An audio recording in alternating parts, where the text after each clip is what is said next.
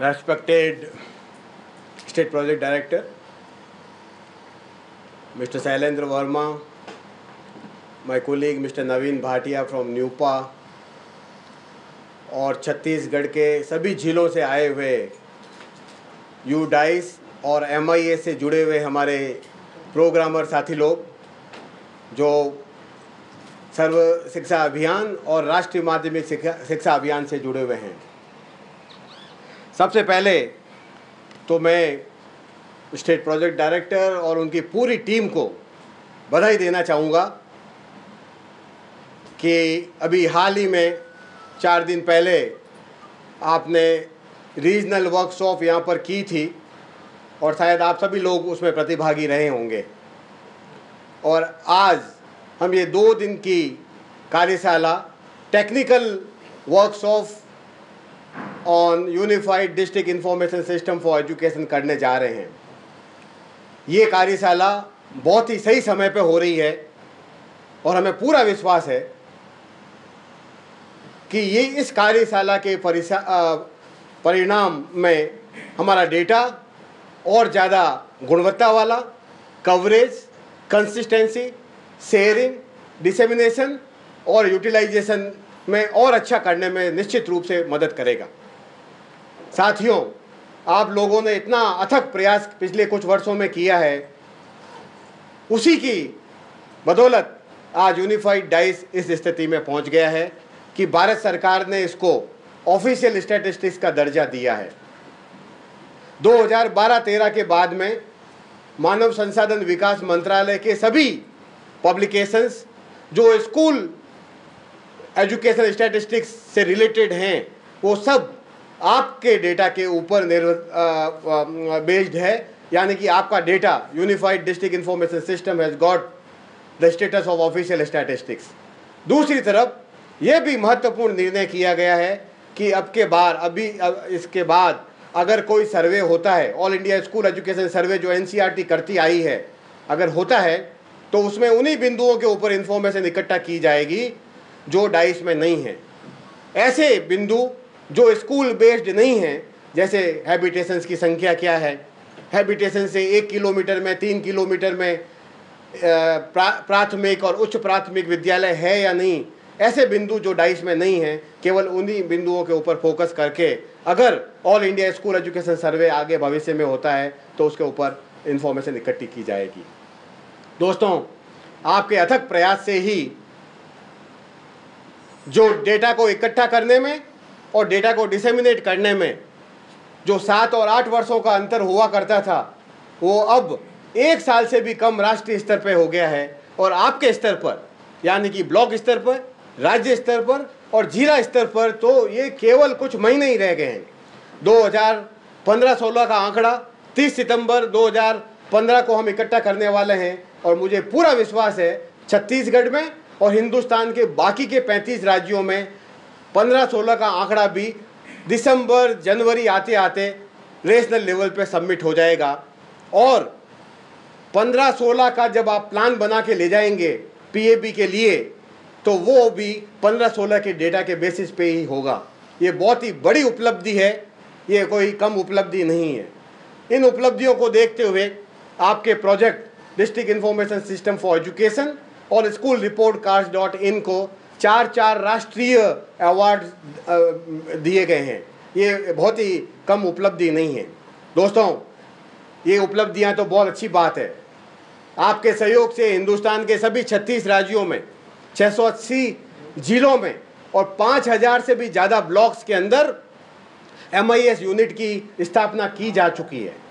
Dice का software in सभी block स्तर पर और डिस्ट्रिक्ट स्तर पर आज से नहीं, पिछले 2 डिकेड से भी ज़्यादा समय से ये प्रयोग में किया जा रहा है। हमारा सॉफ्टवेयर अब यूजर फ्रेंडली है, मेन्यू ड्रीवन है, उसमें मैनिपुलेशन की बहुत कम गुंजाइश है और ये वेल टेस्टेड सॉफ्टवेयर है जो हिंदुस्तान के करीबन 5000 ब्लॉक में यूज किया जा रहा है। दोस्तों, इन सारी उपलब्धियों के बाद भी आज भी हम ये नहीं कह सकते कि हमारा डेटा 100% एरर फ्री है। इसमें अभी भी बहुत सारी कमियां हैं, इन कमियों को ठीक करना है। हमें पता है कि ये क्या क्या कमियां हैं। इसलिए ये वर्कशॉप एक बहुत ही मील का पत्थर साबित हो सकती है। अगर जो सुझाव यहाँ पर दिए जाएंगे उसमें छत्तीसगढ़ के सभी जिले उसको अगर लागू कर लें, उसको गंभीरता से लें, तो ऐसा हम सोचते हैं कि छत्तीसगढ़ में 2015-16 का यूनिफाइड डाइस का डेटा और गुणवत्ता वाला और ज़्यादा स्कूल जो छूट गए हैं उनको भी हम कवर कर लेंगे। डेटा कंसिस्टेंट भी होगा और उसके बाद में शेयरिंग, डिसेमिनेशन और यूटिलाइजेशन भी निश्चित बहुत ही आगे बढ़ जाएगा। तो मैं कुछ बिंदु आपके सामने रखना चाहूँगा जो 2015-16 में हमें हमारी क्वालिटी को, गुणवत्ता को और बढ़ाने में मदद अवश्य ही करेंगे। ये बिल्कुल सही समय है कि छत्तीसगढ़ में हम अभी ये कार्य करने जा रहे हैं। थोड़ा सा हम पीछे हैं ज़रूर छत्तीसगढ़ में, क्योंकि बाकी के राज्यों ने डेटा को 2014-15 के डेटा को जनरेट कर लिया है और डेटा कैप्चर फॉर्मेट भी उन्होंने छाप लिए हैं और 30 सितंबर का इंतज़ार कर रहे हैं और वो स्कूल के अंदर ये पत्र भिजवाने के लिए ब्लॉक वाइज बंडल बना बना के तैयार बैठे हैं। लेकिन अगर हम थोड़ा सा पीछे भी हैं तो ये अच्छी बात है, क्योंकि बहुत सारी चीज़ें, बहुत सारे काम अभी भी हमें कर लेने हैं। 14-15 के डेटा को जनरेट करें 15-16 में, उसके पहला बात तो हम ये करेंगे कि जो छूट गए थे विद्यालय उनकी लिस्ट अगर नहीं है तो जिलों से, ब्लॉक से और संकुल स्तर से ये लिस्ट बनवा लें, अपडेट कर लें। हमारा ये मानना है कि बहुत सारे विद्यालय अभी भी हमसे छूट गए और ये मैं इस आधार पर कह रहा हूँ कि जो डेटा आपका है उसको अनेक रूप में भारत सरकार यूज कर रही है। उसमें से एक महत्वपूर्ण यूटिलाइजेशन ऑफ हमारा डेटा अभी शुरू हुआ है, वो है नेशनल स्कॉलरशिप पोर्टल में। नेशनल स्कॉलरशिप पोर्टल में ये अनिवार्य कर दिया गया है, कोई भी विद्यार्थी या स्कूल उस पोर्टल में स्कॉलरशिप के लिए आवेदन करता है तो उसके लिए यू डाइस का कोड अनिवार्य है।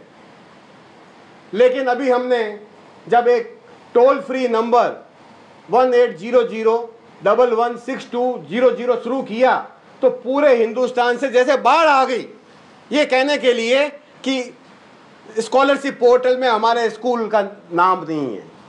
उससे लगता है कि अभी भी बहुत सारे विद्यार्थी हमसे छूट गए हैं, स्कूल हमसे छूट गए हैं। और जो नेशनल स्कॉलरशिप का पोर्टल है वो कक्षा 11वीं और 12वीं के लिए स्कॉलरशिप के लिए है।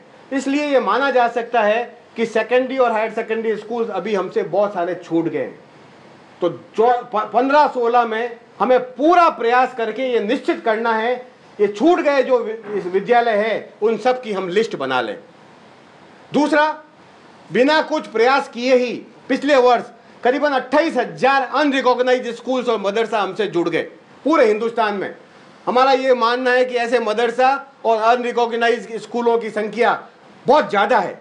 अगर हम प्रयास करें यहाँ पर कुछ और तो ये सारे अनरिकॉग्नाइज्ड स्कूल्स भी हमसे जुड़ जाएंगे।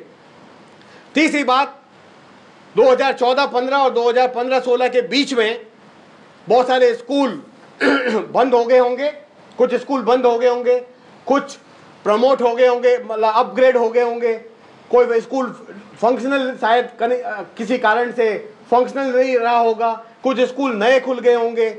इन सब स्कूलों की लिस्ट बनाकर डेटा को जनरेट करने से पहले ही आपको ये सारे करेक्शन कर लेने चाहिए, ताकि जब 15-16 का डेटा हम 14-15 का डेटा 15-16 में जनरेट करेंगे तो हमारी स्कूल की लिस्ट है वो अपडेटेड एकदम अप टू डेट होगी।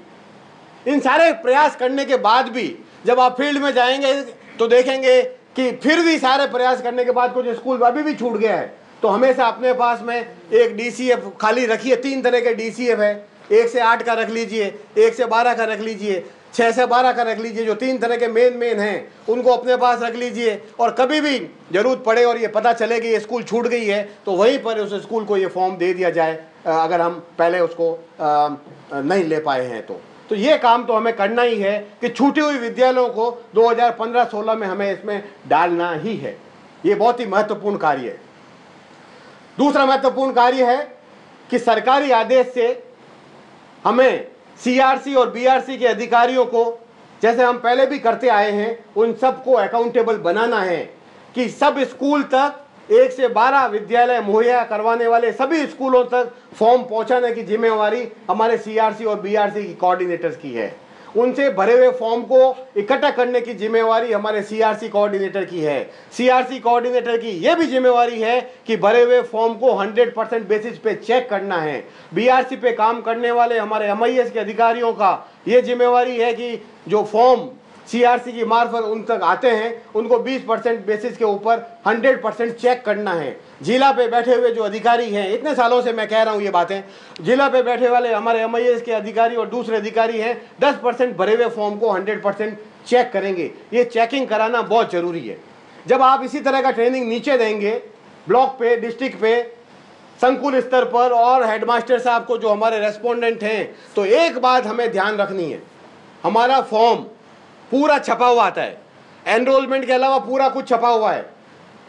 हमें हमारी ट्रेनिंग में ये पूरा जोर लगाना है, हेडमास्टर साहब तक पहुंचाना है कि साहब भरे हुए छपे हुए फॉर्म को भी चेक करना है। हमारी ज़्यादातर मानसिकता ऐसी होती है, जब भी कोई फॉर्म भरते हैं तो जो खाली स्थान है केवल वो ही भरते हैं और आगे बढ़ जाते हैं। इस सोच को अब बदलना है।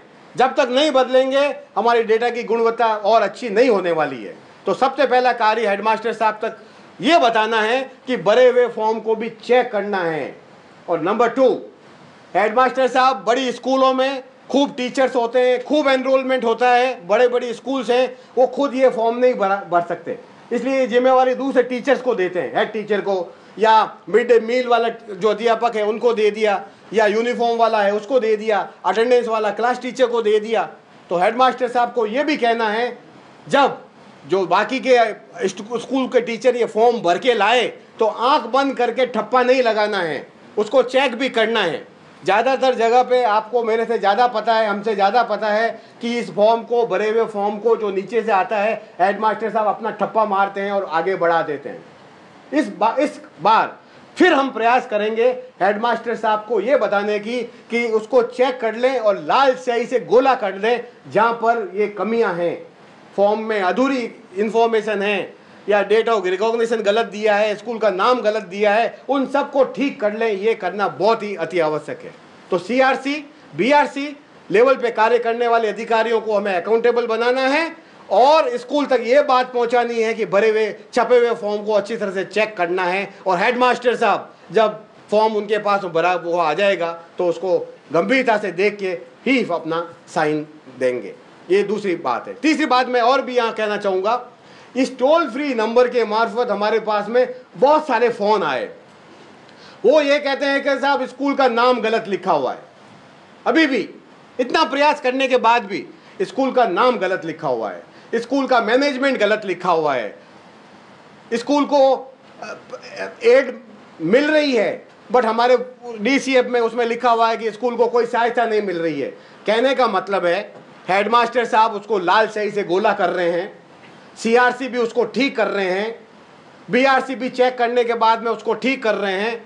और अगर डेटा एंट्री डिस्ट्रिक्ट लेवल पे हो रही है या इवन ब्लॉक लेवल पे भी हो रही है तो हमने ये देखा है कि जो करेक्शन किए गए थे वो डेटा एंट्री में नहीं हो पा रहे हैं, बहुत सी जगह पे नहीं हो पा रहे हैं। इसी तरह इस तरह की बातें हमारे सामने लोग यूजर्स हैं वो रख रहे हैं कि मैंने अपना टीचर्स का डेटा बिल्कुल ठीक कर दिया था पिछले वर्ष के पत्र में, लेकिन आपका स्कूल रिपोर्ट कार्ड.in अभी भी पुराना डेटा दिखा रहा है, आउटडेटेड डेटा दिखा रहा है। तो निश्चित रूप से हमें ये कोशिश करनी है कि स्कूल का नाम और सारी जानकारियाँ, ये सारे करेक्शन गोले लगने के बाद में डेटा एंट्री लेवल के ऊपर निश्चित रूप से ठीक कर लिए जाए, क्योंकि हमारे पास में और कोई साधन नहीं है कि डेटा एंट्री पूरा हुआ या नहीं हुआ, सही हुआ या नहीं हुआ। इस बार ये ठीक करवा के उसके बाद में सारे करेक्शन हो जाए तो डेटा कैप्चर फॉर्मेट को या स्कूल रिपोर्ट कार्ड को हम वापस छाप लेंगे 2015-16 के आंकड़े के साथ, और सीआरसी की मार्फत हम वापस स्कूल तक ले जाएंगे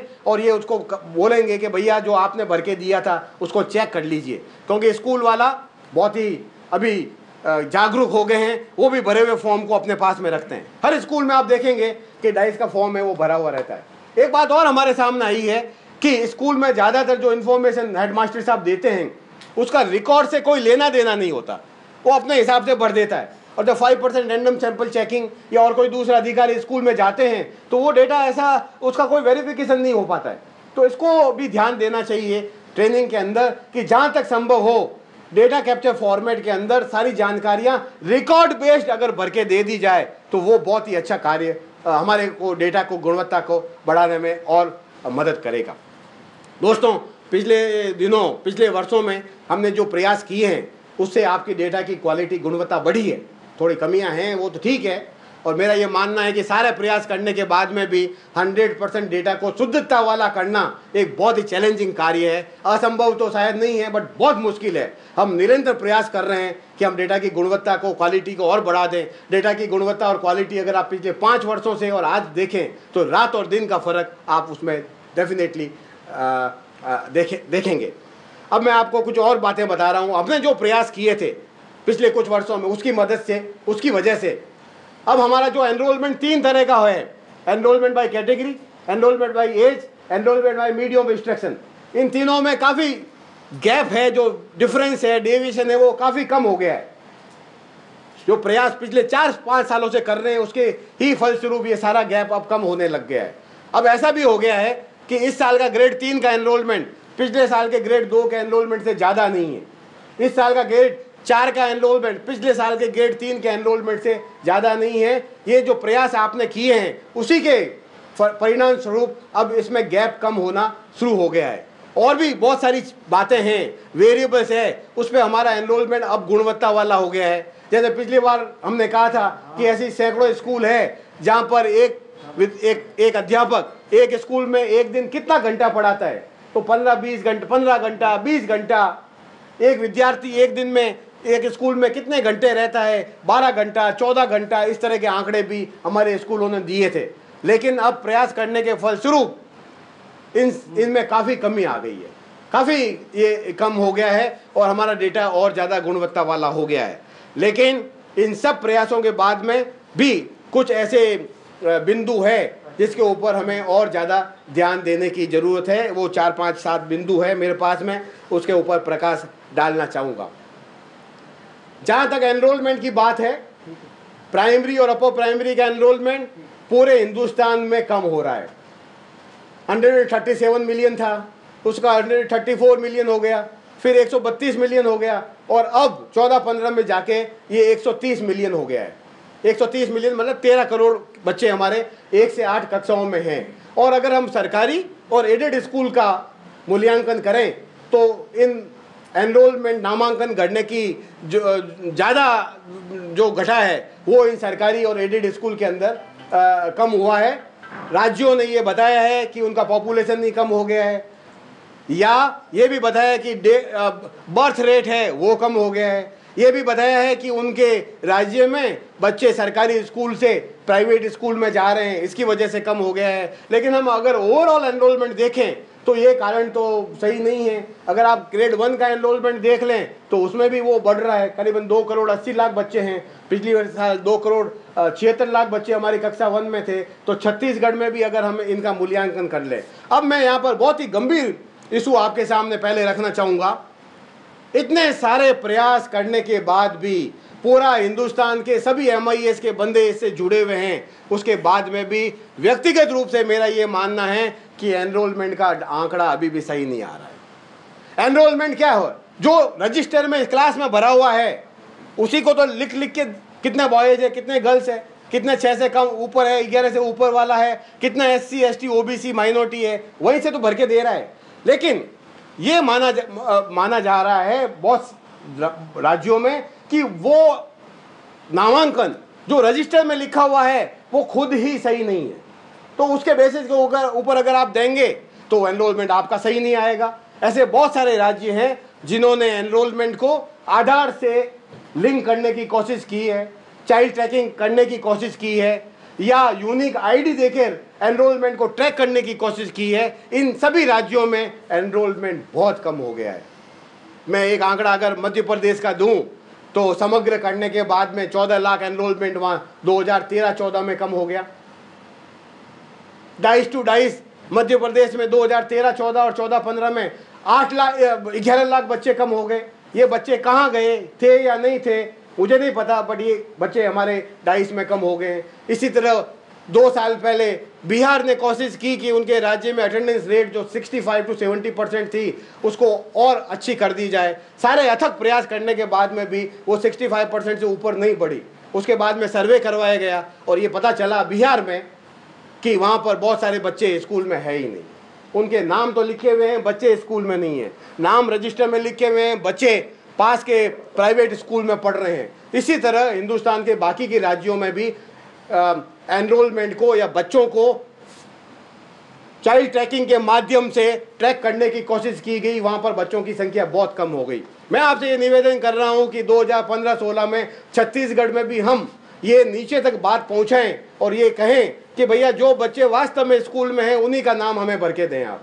तो हो सकता है कि हमारा एनरोलमेंट भी गुणवत्ता वाला हो जाएगा। वैसे हमें कुछ घबराने की ज़रूरत नहीं है, काफ़ी कुछ ठीक हो गया है। और जो ये बच्चे कम हुए हैं छत्तीसगढ़ में, यहाँ पर भी थोड़े बहुत कम हुए हैं बट ज़्यादा नहीं हुए हैं। प्राइमरी में 2.92 मिलियन से 2.89 मिलियन हो गए हैं।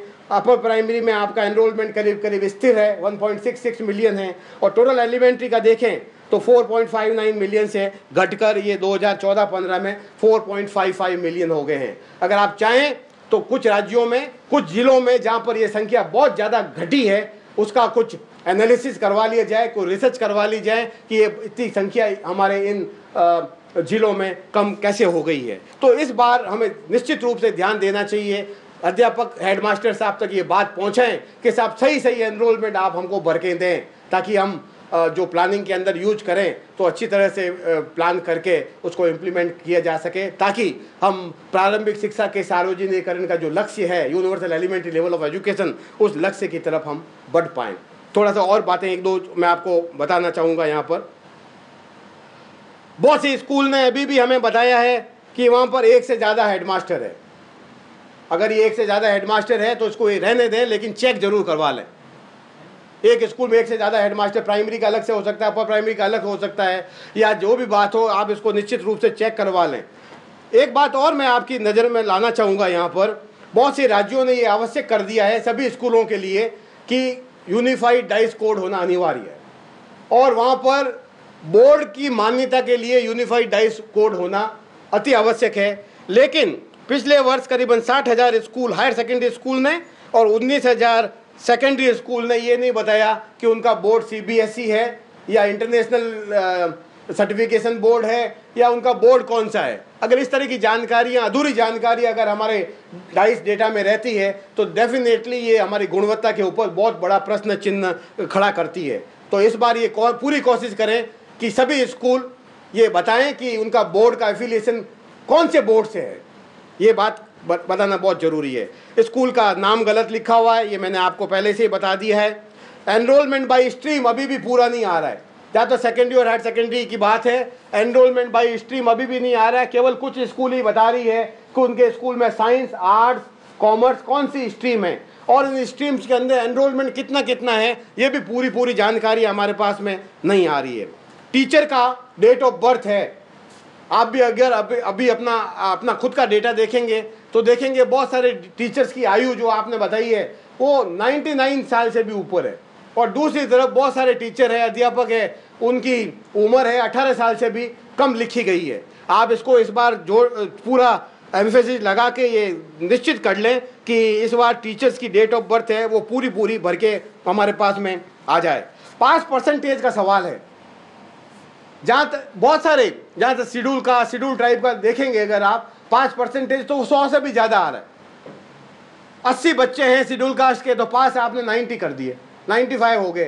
तो इसको चेक जरूर करवा लें कि ये शेड्यूल कास्ट, शेड्यूल ट्राइब के बच्चे हैं वो 100 से ज़्यादा पास कैसे हो रहे हैं। उसी तरह रिलीजियस माइनॉरिटी जो एनरोलमेंट है, पहले हमारे यहाँ पे मुस्लिम माइनॉरिटी हुआ करता था, लेकिन जब से हमने हिंदू, सिख, ईसाई, पारसी और अन्य माइनॉरिटी डाली है 2 साल पहले, ये आंकड़ा भी अभी भी हमारे पास में पूरा नहीं आ रहा है। जहाँ तक लेबोरेटरी की बात है या इंटीग्रेटेड लेबोरेटरी की बात है, ये इन्फॉर्मेशन भी सेकेंडरी और हायर सेकेंडरी स्कूल्स के अंदर हमारे पास में नहीं आ रही है। पूरे भारत में पिछली वर्ष करीबन 9,000 ऐसी स्कूल थी जहाँ पर ग्रेड 1 का कोई एनरोलमेंट ही नहीं था, लेकिन वहाँ ग्रेड 2 एनरोलमेंट है, 3 एनरोलमेंट है, ग्रेड 4 एनरोलमेंट है। और ये सारी स्कूल जो 9000 है वहाँ पर लोएस्ट ग्रेड है वो ग्रेड 1 है। आप ये जांच लें, अगर सही है तो इसको ऐसा ही रहने दें, लेकिन निश्चित रूप से ये देखें कि ये स्कूल कौन सी है जहाँ पर बच्चे क्लास 1 में बच्चे नहीं हैं लेकिन बाकी की क्लासों में बच्चे हैं। पिछले वर्ष जो आपने प्रयास किए उसकी परिणाम स्वरूप अब हमारे ज़्यादातर school number of days school function ठीक देने लग गए हैं, लेकिन अभी भी ऐसे सैकड़ों स्कूल है हमारे डेटा के अंदर जहाँ पर number of days school function अभी भी 2 डिजिट से कम है, और सैकड़ों स्कूल ऐसी है जिन्होंने number of days school function 0 बताया है।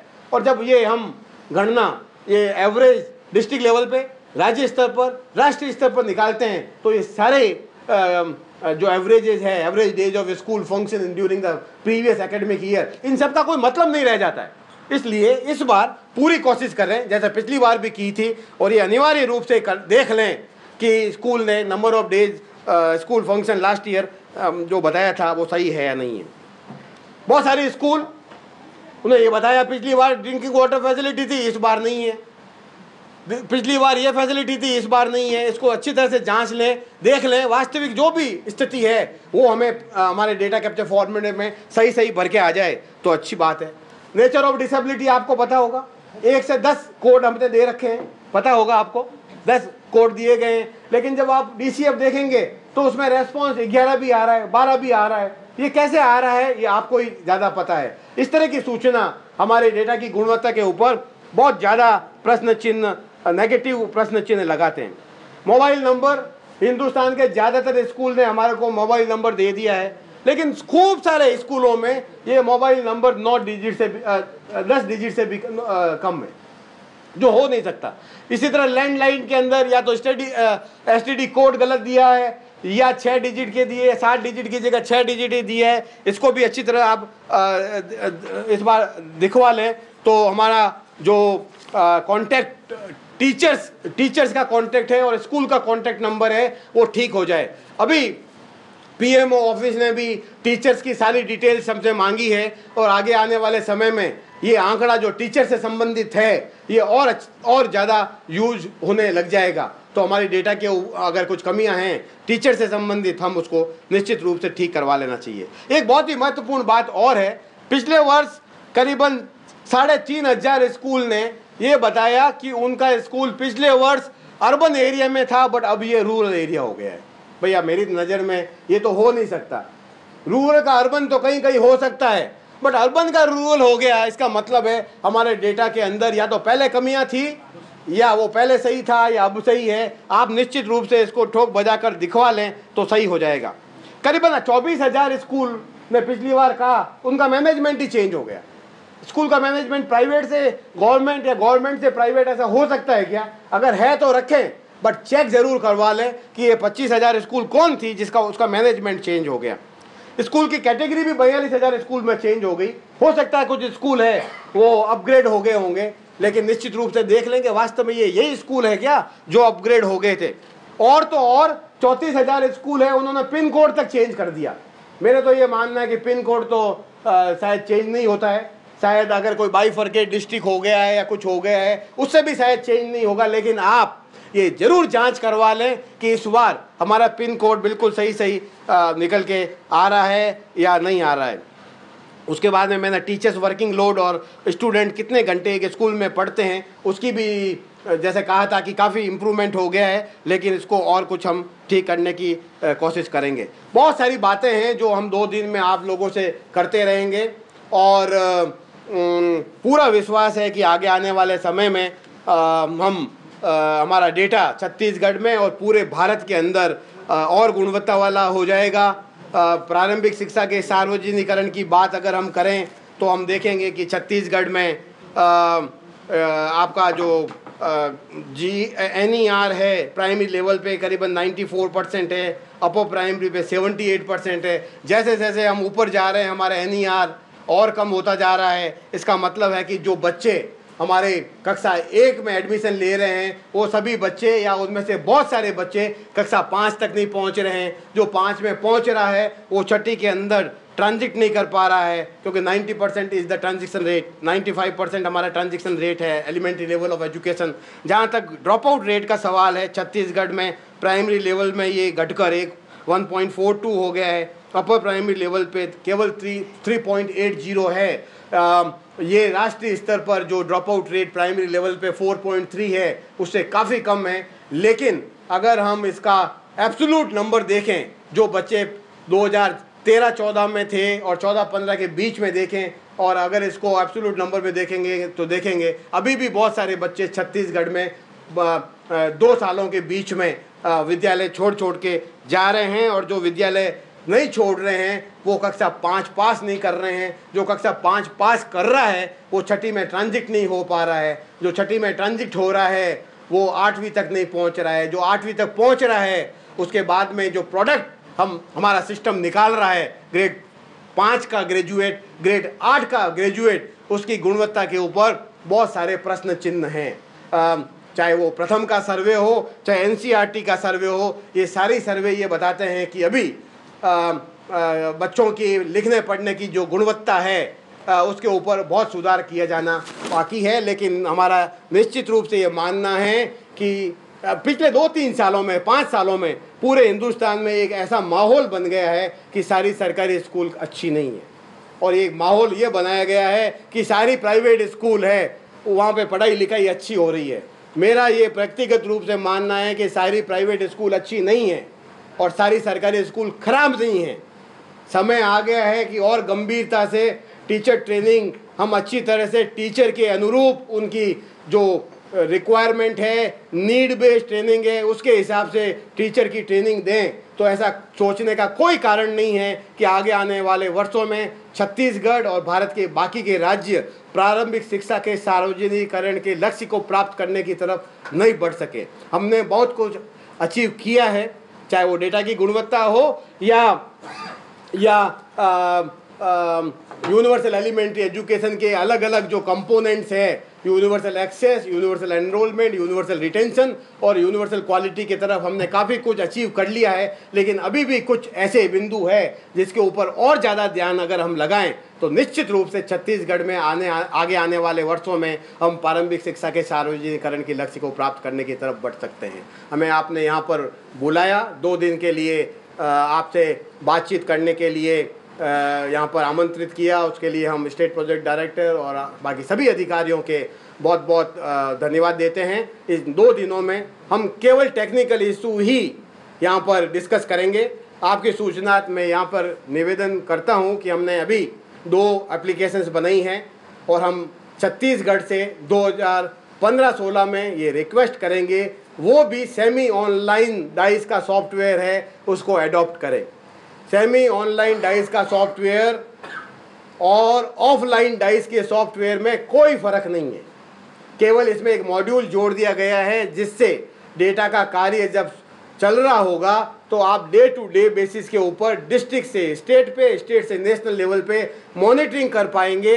कितने स्कूल को आपने फॉर्म डिस्ट्रीब्यूट कर दिया, इनिशियलाइज कर दिया, कितना का फॉर्म भर के आ गया और कितने का फॉर्म का डेटा एंट्री हो गया है या कितने का अभी डेटा एंट्री होना बाकी है। सेमी ऑनलाइन हम इसको इसलिए कह रहे हैं क्योंकि इसको यूज करते वक्त 24 ही घंटे इंटरनेट की व्यवस्था नहीं चाहिए।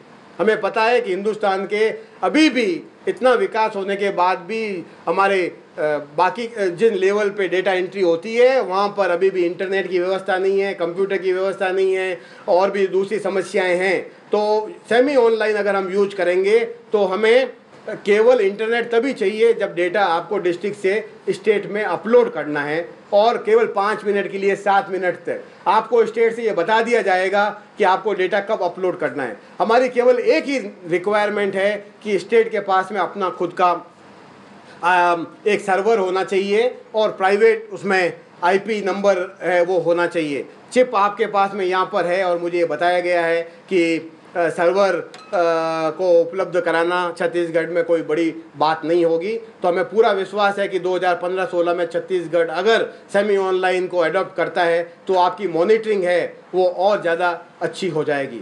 दूसरी बात मैंने आपको और बताना चाहूँगा लास्ट में कि अभी हमने एक छोटी सी यूटिलिटी और बनाई है। शायद आपके पास में भारत सरकार से एक प्रपत्र भी आया होगा कि हर बच्चे का चाइल्ड ट्रैकिंग करना है। हमारा ये मानना है कि जो यूटिलिटी हमने बनाई है स्कूल डेटाबेस मैनेजमेंट सिस्टम, उसके मार्फत जब डाइस का कार्य खत्म हो जाएगा, यूनिफाइड डाइस 15-16 खत्म हो जाएगा, तो आप अपने ज़िले में अगर चाहें, अगर स्टेट आपको निर्देश दे, तो आप बच्चों वार चाइल्ड वाइज इंफॉर्मेशन जो 28-30 पैरामीटर्स है उसको आप उसमें भर सकते हैं। और जब ये सारा कार्य खत्म हो जाएगा उसके बाद ही ये करना है। और अभी हम इसको चाइल्ड ट्रैकिंग नहीं कह रहे हैं। चाइल्ड ट्रैकिंग तभी संभव हो पाएगा जब हर बच्चे को यूनिक आइडेंटिफिकेशन कोड दे दिया जाएगा, आधार जैसा, जो अभी उपलब्ध नहीं है। लेकिन इससे फ़ायदा हमारे ये होगा जब हम 16-17 का डेटा की तैयारी कर रहे होंगे, और अगर आप चाइल्ड वाइज बच्चों की संख्या इसमें डाल देंगे तो आपके पास में पहले से ही 16-17 के बच्चों की संख्या कितने होंगे अंदाजन वो आपके पास में आ जाएगी। और जब आप डेटा कैप्चर फॉर्मेट प्रिंट करके स्कूल में भेजेंगे तो बाकी के जो वेरिएबल्स है उसके साथ साथ एनरोलमेंट को भी चेक कराएंगे, तो ये कार्य हमारा बहुत अच्छा हो जाएगा। और जब चाइल्ड बच्चे को आधार एनेबल्ड आधार आईडी या और कोई आईडी दे दी जाएगी यूनिक, तो ये एक चाइल्ड ट्रैकिंग सिस्टम के रूप में भी विकसित किया जा सकता है। ये दोनों जो एप्लीकेशंस हमने बनाई है, ये एक ज़रूरी नहीं है आप करें, अगर सेमी ऑनलाइन करें तो इससे हमारा मैनेजमेंट है, मॉनिटरिंग है और अच्छा हो जाएगा। ये आपके सुझाव के लिए है और धीरे धीरे हम ये निश्चित कर पाएंगे कि छत्तीसगढ़ में भी बाकी राज्यों की तरह एनरोलमेंट और बाकी बिंदुओं के ऊपर डेटा सही पूरा और समय पर भर के आ जाए। Thank you very much for giving us this opportunity.